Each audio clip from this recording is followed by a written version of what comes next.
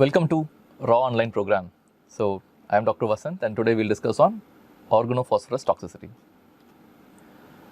Discussing about the global burden, pesticide poisoning has killed nearly 150,000 people every year, and anticholinesterase compounds are responsible for about 2/3 of all these deaths.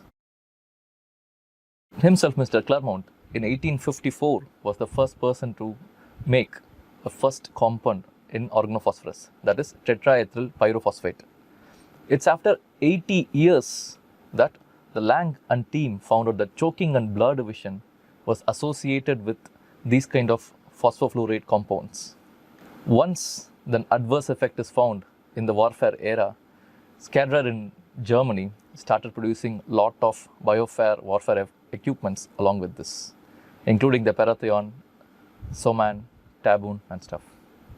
Till date, more than 50,000 OP compounds have been synthesized and more than dozens are in use. So this is the basic of organophosphorus compounds. It can be divided into 4 classifications based on the X group. If it has a nitrogen, it's called phosphorylcholines. If it has a fluorine, it's called fluorophosphate. If it has a cyanide, it's called cyanophosphate. And depending upon the R1 and R2, this can be even divided into dimethoxy and diethoxy compounds. So once you get a patient who has consumed an organophosphorus, and if you have the compound in your hand, then you can look into the label. If it shows a red target, then it's extremely dangerous. Yellow is highly hazardous, and blue is moderately hazardous, and green is slightly hazardous. This is given by the WHO to remind us how bad or how severe this poisoning is going to be. This classification is based on 50% lethal dose in rats. So having said the difference in the potency of each compound, the potency also depends upon whether the compound is a direct inhibitor or an indirect inhibitor, meaning is it a drug or a prodrug. If the compound which you are handling is going to be the direct drug, it's going to be the oxones. This does not require any further metabolism in your body. Rather, there are indirect inhibitors, that are the prodrugs like Paratheon or Malathion. These has to be metabolized into an active component to give its effects. So if your patient has consumed any direct inhibitors, you don't have time.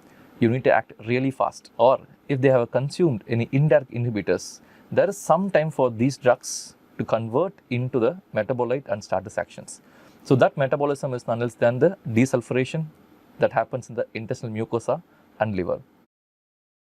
So before going into the anticholinesterase compounds, we should be thorough in acetylcholine and acetylcholinesterase. Look at this. This is the acetylcholine molecule and this is the cholinesterase. So concentrate on this OH group. It is because of this OH group, this choline esterase compound splits the acetylcholine into acetic acid and choline. This choline, of course, is reuptaken for another synthesis of acetylcholine.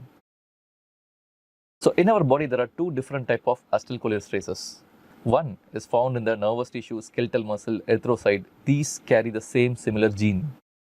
The second is going to be the butyrylcholinesterase or pseudocholinesterase, which is a liver-derived protein, which is found in the plasma, liver, heart, pancreas, and the brain. So concentrate on this. Hope you remember that I told you to concentrate on this OH group of cholinesterase enzyme. Yes? So it is with this group the organophosphorus compound comes and interacts. Once this interaction happens, this OH is let out, forming an inactive cholinesterase enzyme. So if at all any other compound can give this OH group back, for example hydroxyl ions, then that could be an effective antidote. This is what is done by the oximes. If this is not done, then this enzyme can go into permanent aging. Okay, so this is a basic idea about how the cholinesterase acts. Pathophysiology. If anticholinesterase compound is consumed, the cholinesterase is depleted. If the cholinesterase is depleted, there will be a lot of acetylcholine in the nervous tissue and the blood. So this acetylcholine acts on M receptors and N receptors. M meaning muscarinic, N is nicotinic. And muscarinic effects are these with meiosis, lacrimation stuff. And nicotinic receptor actions are these like weakness, fasciculation, paralysis. And in the central nervous system, it can cause confusion, agitation, hallucinations. And most common effects are actually the M effects, that is muscarinic effects. So clinical features. Your patient can present to you as an acute OP poisoning, where you'll be able to see muscarinic features, nicotinic features, CNS features, or he can even present with intermediate syndrome or delayed neuropathy or even behavioral disorder. We'll see this one by one. Acute presentation depends upon the volume of OP compound consumed and is it a drug or a prodrug, and fat solubility. Remember about redistribution.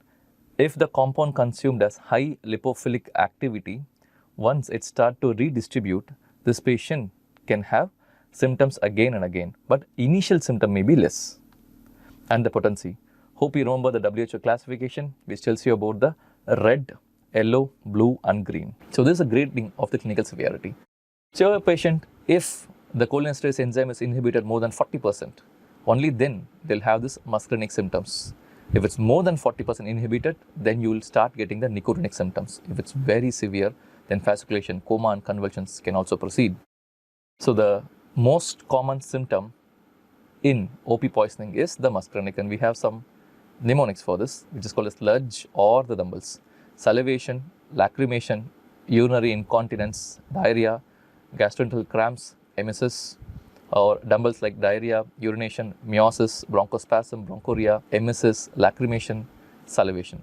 Basically, the patient will die of his own secretion. That's what this means.